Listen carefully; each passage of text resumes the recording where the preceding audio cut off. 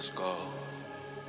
You could have been anywhere in the YouTube world, but you're here with me, and I appreciate that. Welcome to Zay Reviews. Another Wednesday has come and gone, so you know what that means. We're here to review another installment of AEW Dynamite. So the night starts off with a one-on-one contest between CM Punk and the Acclaim's Maxx. The match was not too long. Maxx did hold his own, but eventually the match would come down to it, and CM Punk would apply the Anaconda Vice to Maxx, tapping him out clean. Do get a post-match interview as Toni Shivani would ask CM Punk, what was that whole title gesture about from last week? Punk goes on to say, I know that Adam Cole and Adam Page are locked in right now, but whoever is at the end of that rivalry, I want my shot at the AEW championship. Before my time is over in AEW, I'm going to have more gray hairs on this beard, I'm going to have more battle scars on my face, and I will be the AEW World Champion before my time here is over. Next, we're backstage with Toni Schiavone as he is interviewing MJF and FTR. MJF goes to say that he doesn't want to hear anything else about Wardlow, and Wardlow is canceled. Wardlow will no longer be mentioned. FTR also says that, hey, look, MJF, we know that you have this whole thing going on with Wardlow, but you have to know that we don't have any beef with Wardlow. Wardlow is still our guy. But next we do head down to the ring, and we have by far my favorite match of the night. What a crazy match. We have Jay Lethal, Jon Moxley, one-on-one. So we have a former ROH World Champion in Jay. We have a former AEW World Champion in Maxx, and they went crazy. We get the wildest sequence towards the end.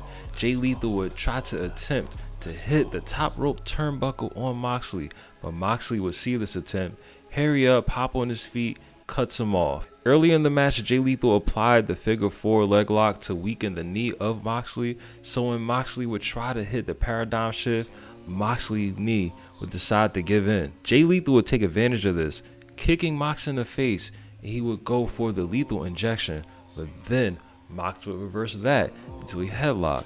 But then Jay Lethal will reverse that into a leverage pin, and the ref was this close to counting to 3, but Mox would kick out. Crowd goes nuts. This is awesome chants all across the board, but Moxley would eventually win. He would attempt another paradigm shift. This time it was successful. 1, 2, 3, and Mox wins clean. Afterwards, we do get a handshake between the two, a little code of honor between the two, rightfully so. Crazy match, and I loved this match. 2 weeks in a row, Jay Lethal, 2 bangers. Last week with Adam Cole, this week with Jon Moxley. At this point, you can put Jay Lethal in the ring with anybody, and it's going to be a crazy match. Next, we get a tag team match as FTR goes up against the Gun Club. So the Gun Club, man, they absolutely suck at cheating. They do have their father, Billy Gunn, at ringside with them. He did get a cheap shot in on one of the members of FTR, but that wasn't enough. Austin Gunn had Cash Wheeler pinned at one point in the match, and you had Colton Gunn on the outside holding his leg, but it still didn't work. Dude ended up kicking out. With all this going on, Wardlow would make his way to the arena, starts barreling through the security, beating up the security guards, attempts to powerbomb one through the table. Of course, the table doesn't break when you need it to break the most. So Wardlow's coming down the arena stairs. MJF was at commentary during this match, so he's trying to make his way to MJF. He's kicking guards down the stairs. The guards are falling down the stairs, and then right before he would get to the barricade, a swarm of guards would come and stop him along the way, so he wouldn't even get his chance to get his hands on MJF. Even with that as a distraction, the Gun Club still couldn't take advantage. FTR would eventually hit their double team move, the big rig, 1, 2, 3, and FTR, they win this match. You do get a post-match segment as MJF goes down to the ring and tries to celebrate with FTR, but FTR a little standoffish, saying that, hey, we told you not to put us in the middle of this whole thing between you and Wardlow. So Maxx shrugs it off. He's celebrating with FTR, holds their arms up in the air, and then they walk off. So it looks like there's going to be a little rift in Pinnacle. We'll see where this leads. Next, we're joined backstage with Chris Jericho, Daniel Garcia, and the rest of the Jericho Appreciation Society. They go on to say how they put the beat down last week on Santana, Ortiz, and Kingston, and they will not be seen this week. You could search high and low, you're not gonna find them. So then every member of the Jericho Appreciation Society decides to pull aprons back, saying, hey, look, you can search high and low. You're not going to find these guys. Then Hagar pulls the apron back. And then, of course, Santana, Ortiz, Kingston, they hop out. And then we get a big fight. The fight spills out all over the arena. They eventually make their way to the ring. And Kingston, Ortiz, Santana, they had the upper hand at one point. But then we quickly get the reminder that they are at a disadvantage. Chris Jericho Appreciation Society is 5-on-3, so they get the upper hand eventually. Garcia puts Kingston in the sharpshooter. As Garcia has Kingston in the sharpshooter, Chris Jericho starts hitting Kingston with a bat. And then eventually Jericho starts whipping Kingston. It gets really, really dirty. And the Jericho Appreciation Society get one over once again on Santana, Ortiz, and Kingston. So eventually we're probably going to lead to this huge warfare breakout fight. Santana, Ortiz, and Kingston, they're going to need 2 more people. So I wonder who they're going to recruit to take on Jericho in this new stable. Once again, we're joined backstage with Toni Shivani, and this time he is with Smart Mark Sterling and Jade Cargill. So the TBS champion Jade is still undefeated, and Mark says that he has her 30th opponent prepared for her. He presents Leva Bates. So Jade's like, nah, Leva's not worthy. I'm not feeling Leva. Leva scurries off. It hurts her feelings. She starts crying off or whatever. And Mark goes, okay, if you're not feeling Leva, then what about Marina Shafir? Jade is like, you know what? I'm digging it. Make it happen. So it looks like we're eventually going to get a confrontation between Marina and Jade, and I wonder if it's going to be for the TBS championship. Next, we get another banger. We have Wheeler Yuta going up against the American Dragon, Bryan Danielson. Wheeler Yuta was so over with this crowd. Yuta held his own throughout the match. A lot of technical wrestling maneuvers happening between the two throughout the match. Whenever Yuta had the upper hand, the crowd went crazy, but eventually Daniel Bryan would cut off his momentum when he would hit him with the psycho knee. Now, after he stopped his momentum dead, Bryan Danielson would go for the Danielson stomps, but Yuta would from out of nowhere spit in Danielson's face. Of course, this would piss him off. He would then proceed to stomp the mess out of Yuta, and then he would hit him with a spike pile driver to knock him out, proceed to lock him in with the label lock, and Wheeler Yuta is passed out. He can't tap out if he's not conscious, so the ref just ends it, and the American Dragon wins clean. Next, we're joined in the ring with Adam Cole, Kyle O'Reilly, and Bobby Fish. They stole the World Champion and Tag Team Champions belts respectively, and they're in the ring having their fake championship coordination. They have a cardboard box, open up the box,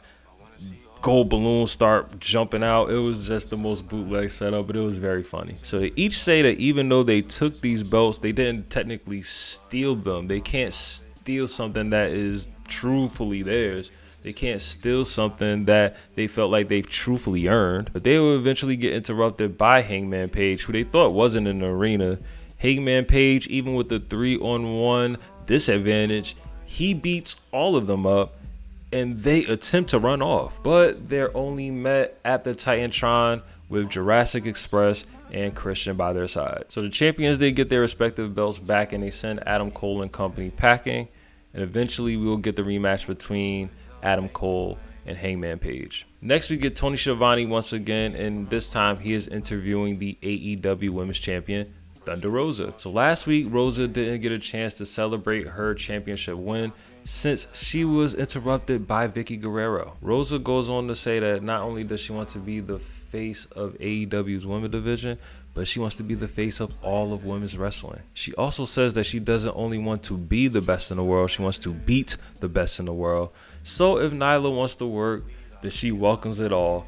So it looks like that Thunder Rosa's first opponent for the AEW Women's Championship is gonna be Nyla Rose. Next, we rejoin FTR backstage as they are getting prepared for their match coming up this Friday as they take on the Briscoes for the Ring of Honor World Tag Team titles. They also say that they feel like that they are masters at their craft of tag team wrestling, and they issue another challenge to the Young Bucks so they can once again determine who the best tag team is in the world.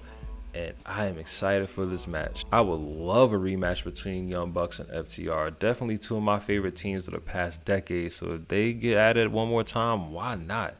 Let's have the rematch. FTR, Young Bucks, let's make it happen. Next, we get an Owen Hart Foundation Women's Tournament qualifying match as The Bunny takes on a mystery opponent. This mystery opponent ends up being the debuting Toni Storm. Yes, Toni Storm is all elite. This match was quick. This match was clean. Toni Storm would win.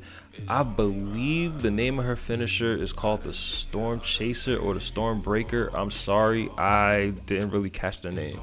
But it's a pile driver like maneuver, like a snap pile driver, quick little pile driver. But Toni Storm wins the match and she qualifies for the tournament. And now we get the main event of the night, the grudge match. We have Andrade El Idolo going one-on-one with Darby Allin. Now, as Darby was making his way to the ring, Sting was by his side, but he tells Sting, hey, I got this, you can head backstage.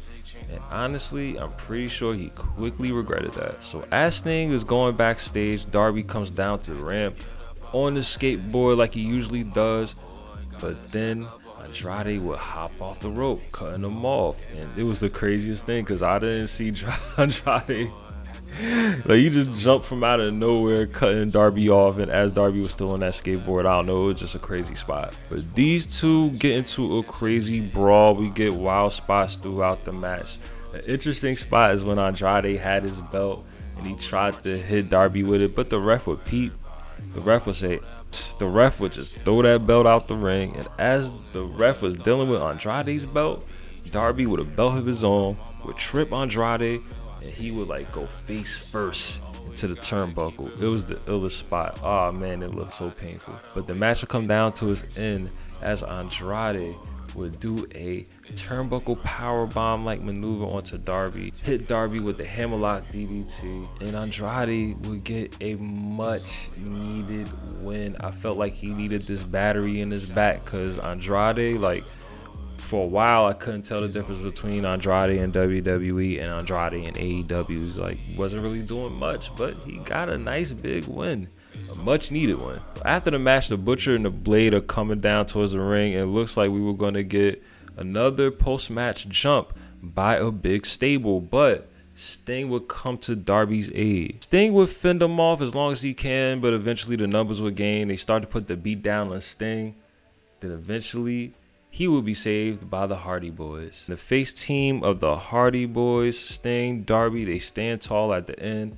We get a swanton bomb spot from Jeff to send everybody home happy. And that was this edition of AEW Dynamite. Now, I would say that this card was pretty immaculate. AEW doing what they can. We all know that this week is WrestleMania week, so the spotlight's on WWE.